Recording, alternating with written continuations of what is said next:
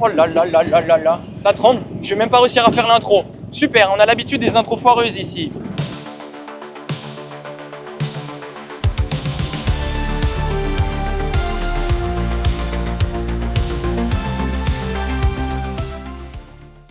Vous vous demandez peut-être pourquoi j'ai décidé de troquer 4 roues pour 3. Eh bien c'est simple, je suis en quête d'aventure et de légèreté. Et puis j'avais aussi surtout envie d'être le cliché parfait du touriste occidental en Asie du Sud-Est. Car aujourd'hui nous sommes à Jakarta pour tester une icône des rues qui n'est ni une moto ni une voiture, mais un mélange des deux. Un tuk-tuk. Le tuk-tuk c'est un peu comme le cocktail préféré des touristes. Exotique, un peu bruyant, et ça nous amène là où on veut.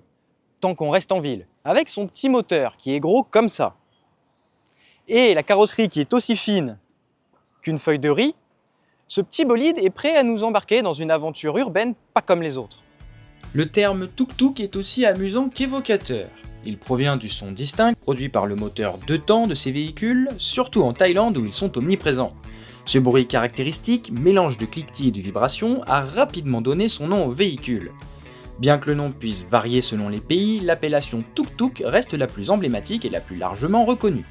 Le tuk-tuk se décline en plusieurs versions, adaptées à différents usages et régions. En Inde, le modèle Bajaj, robuste et polyvalent, domine les routes, idéal pour les trajets en milieu urbain.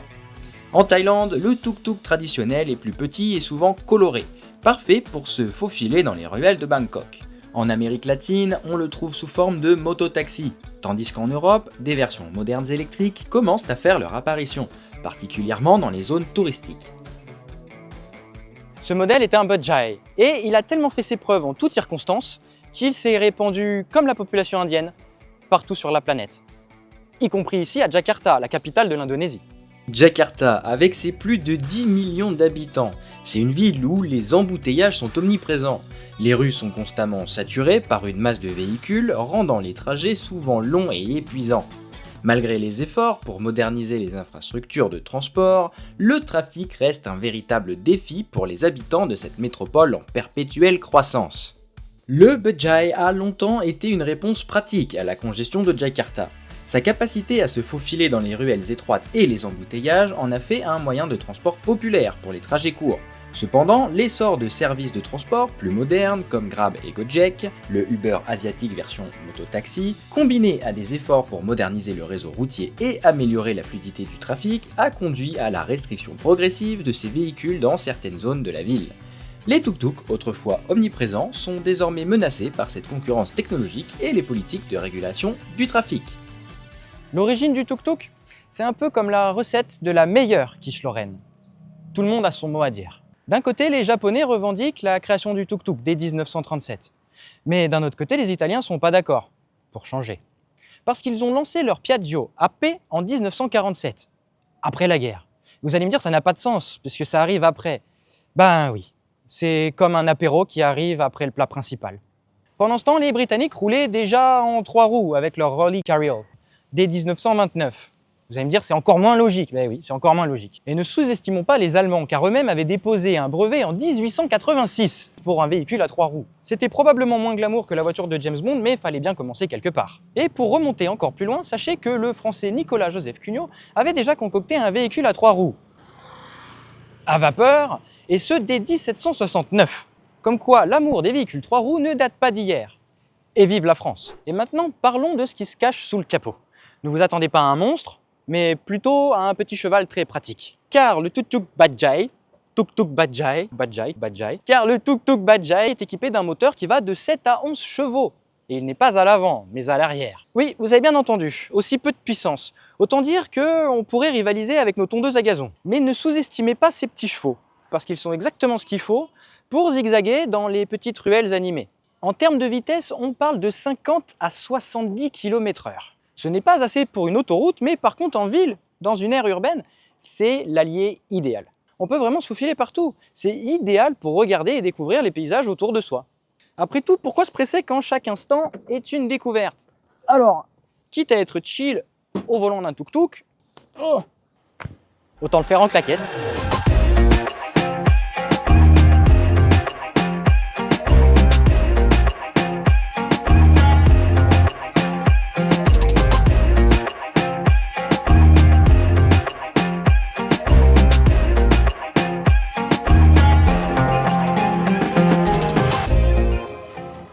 udah masuk satu. Print. Bisa print. Yeah, the 1, 2, 3, okay.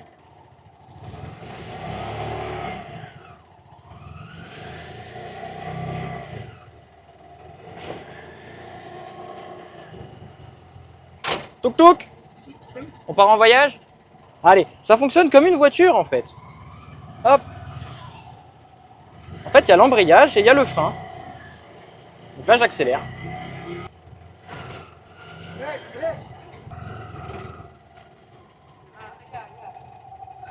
Waouh. Yeah, good. Oh là là là là. Je peux pas aller trop vite, hein, je peux pas aller trop loin. En même temps, il tient à son tuk-tuk. Hein. Où est-il, le monsieur le driver? Ah. Ah. Donc là, il est en train de dire que ceux qui essayent, eh ben, en fait, ils accélèrent au lieu de freiner et ils partent dans le décor. Voilà. Allez, on y va. C'est parti. Petit tour de tuk-tuk.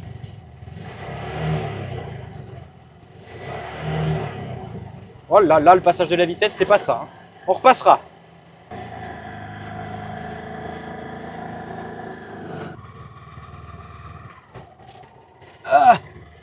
Kalau dua, speed. Kedorin dulu. Donc là, ils sont en train de dire que c'est différent d'un moteur voiture. En gros, quand je passe la vitesse numéro 1, ça va tout seul, mais pour la deuxième, ça change rien du tout si je suis pas à une bonne vitesse.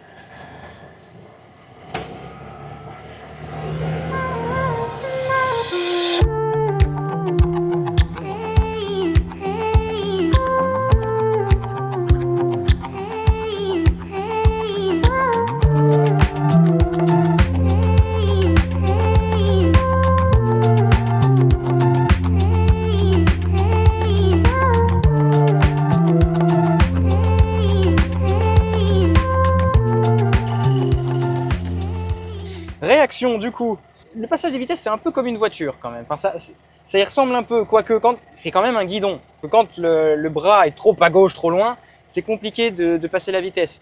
Et puis les claquettes, c'est parfait les claquettes. On est bien ici avec des claquettes, on peut conduire comme on veut, mais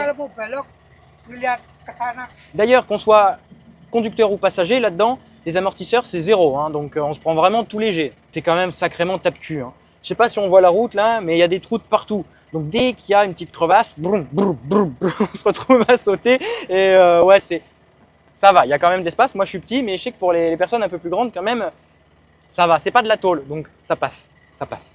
Et l'expérience en tant que passager maintenant? Parce que bon, on a conduit, mais est-ce que c'est agréable? Eh ben ouais, et j'ai le vent dans la figure. Franchement, quand il fait 32 degrés, qu'il fait humide, en fait c'est plutôt bien. Je me demande même pourquoi on a inventé la climatisation. On a le vent dans la figure, ça coûte pas cher, on a un chauffeur juste pour nous qui nous emmène où on veut. C'est radical. Oh, pensez que j'allais me contenter que d'un seul tuk-tuk? Oh.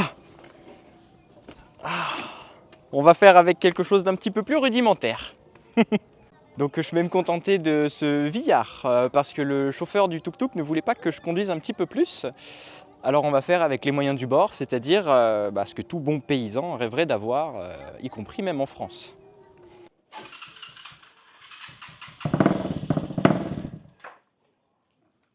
So is brake? No. This coupling. Coupling Yeah. for the speed. Yeah, for speed. Okay, and this? This. Not a lot, just a bit. Yeah, if you. Yeah. Okay. If not, always this. Never touch. Always like this. Okay. Oh.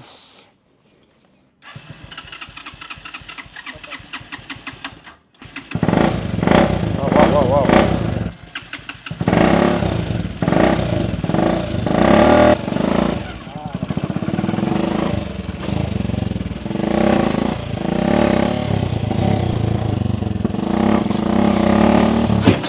Wouh!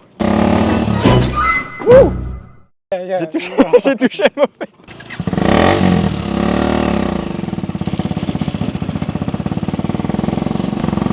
Eh bah c'est pas trop mal.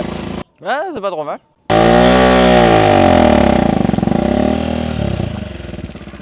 Ouh.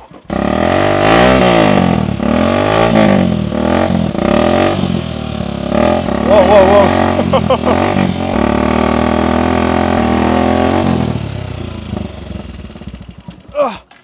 Autant dire que je vais pas le conduire en ville, celui-là. How much does it cost? Hein? The price? 5 million. Second hand. Ce qu'il faut savoir, c'est que ce Viar est très utile pour transporter tout type d'objets. Ce petit bolide coûte que 300 €. Tu peux dormir à la belle étoile avec ça. Alors là, franchement, nickel. Bon, c'est un tout petit peu compliqué à conduire quand même, donc c'est pas moi qui vais le conduire. On va faire un petit tour en ville. Donc là, il n'y a plus d'essence, mais on va quand même aller faire ce petit tour. Pour aller chercher de l'essence, c'est quelqu'un qui est parti en scooter. Voilà, parce que tout se fait en scooter ici, avec un jerrycan, et puis on va remplir ça. C'est l'essence qui nous manquait là, hein, clairement. Ils veulent au moins me donner un tapis parce que faut voir l'état quand même du bolide et les gens s'assoient dedans. Ils m'ont gentiment proposé de ramener un tapis pour pas abîmer mon joli fessier. Donc qu'est-ce qu'on a là-dedans? Allez, grape, de l'eau, à quoi? Un truc à boire, du lait. Voilà, ils boivent du lait là-dedans, mais du lait concentré je pense. Qu'est-ce qu'on a d'autre? Du parfum, on a des sacs à poubelle. Voilà, voilà, tout est normal. Tout est normal ici, c'est comme ça que ça se passe. Regardez-moi cet honneur que l'on me fait pour pas que je me salisse. Good. Nous allons rentrer du coup dans ce magnifique véhicule familial. Voilà.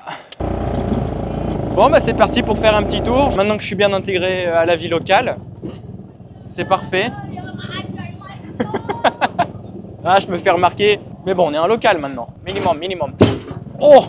Donc il faut savoir qu'il n'y a pas que dans ce pays que les locaux se promènent dans ce genre de bolide. Mais là, surtout, ce qui est intéressant, c'est de voir le trafic.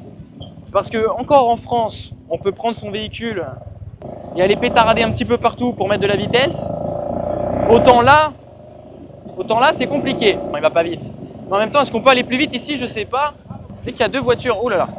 Dès qu'il y a deux voitures qui veulent se croiser ici, ça crée un bouchon de 3 km de long. Je suis en train de me péter le dos. C'est compliqué là. C'est normal pour eux. Et ils se baladent comme ça, je sais pas, 6 ou 7 à l'arrière de ce bolide. Et voilà, ils vont faire leurs courses comme ça. Transporter des bouteilles, transporter des familles, transporter des poubelles. Je pense que je vais faire chauffeur de taxi ici. J'aurais pu choisir de tester des belles voitures. Non, fallait que je teste des trucs un peu improbables. Oula. Oh mon Dieu. J'ai clairement l'impression d'être un animal de foire là. Il manque plus que la cage autour de moi et on me met aux enchères. Hein. J'espère qu'ils font pas des combats de gladiateurs ici parce que franchement, il y a un lion là, ça me fait peur. Oh, dans quoi je me suis mis comme galère. Dans quoi je me suis foutu. Oh là, ça tremble. Oh là. Pas en France qu'on verrait ça, hein. Franchement, je sais pas quel youtubeur vous propose ça sur le contenu français. Ce qu'il faut bien comprendre, c'est que là je suis entouré, c'est-à-dire que j'ai quelqu'un qui me suit en scooter avec mon téléphone. Je suis juste en train de subir. Et là, il y a une jolie mascotte qui demande de l'argent. Eh ben, je me dis que franchement, hein, la Tesla Robin à côté, c'est pas confortable ça? Je pense que comme barbecue du week-end, c'est très bien ça, un Viar. Faut que je m'accroche. Oh putain. Les gens se retournent, ils comprennent rien. On se fait trimballer. La vidéo, ça va que être des oh là là. J'abandonne, hein. Je vais rentrer en France en fait. Hein. Le nombre de personnes. Oh là, oh putain. Oh putain. Allez, c'est bon, j'arrête, j'abandonne. Ah oh. Every day? Setiap hari? Yes, ini? And your whole family? Keluarga? Oh là là, c'est humide en plus là. Ça retourne. Hein. Jam per hari. Berapa? Donc là, il conduit ça 4 heures par jour ici, donc déjà 5 minutes à l'arrière, ça m'a suffi. Comme quoi, pas besoin d'aller à Disneyland pour se péter le cou. Il suffit de faire 10 minutes de Viar pour ça. Donc non, je pense que je vais rester soit sur le tuk-tuk, soit je rentre en France, hein, parce que là, c'est pas possible. Là, Désolé Robin, mais je vais devoir revenir un petit peu plus tôt que prévu. Hein.